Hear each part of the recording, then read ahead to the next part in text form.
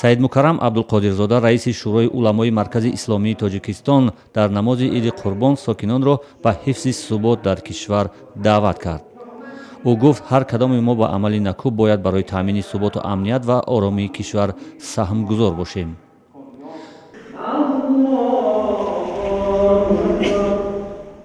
намози имсолаи Иди Қурбон дар масҷидҳои Душанбе ва гӯшаҳои дигари Тоҷикистон соати 7 субҳи 12 сентябр таҳти чораҳои шадиди амниятӣ баргузор шуд.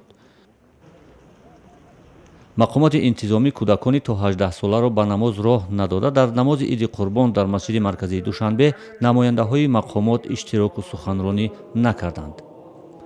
дар намозҳои гузаштаи Иди Қурбон дар масҷиди марказии Душанбе раҳбарияти кумитаи дин, шаҳрдори Душанбе Муҳаммад Саид Убайдуллоев ё муовинони ӯ иштирок ва суханронӣ мекарданд.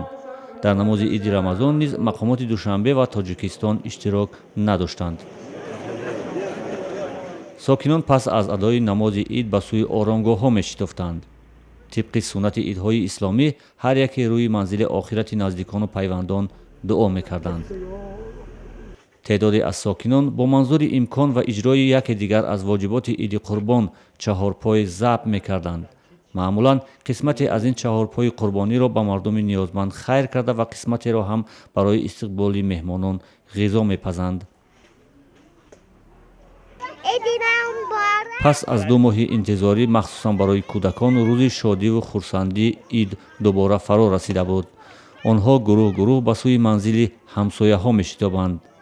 бо табрики ид ба кӯдакон ҳам идгардак медоданд. таҷлил аз Иди Саиди Қурбон дар Тоҷикистон маъмулан 3 рӯз идома мекунад ва мардум ба дидори наздикону пайвандон рафта дар ҳаққи гузаштагон дуои хайр мекунанд.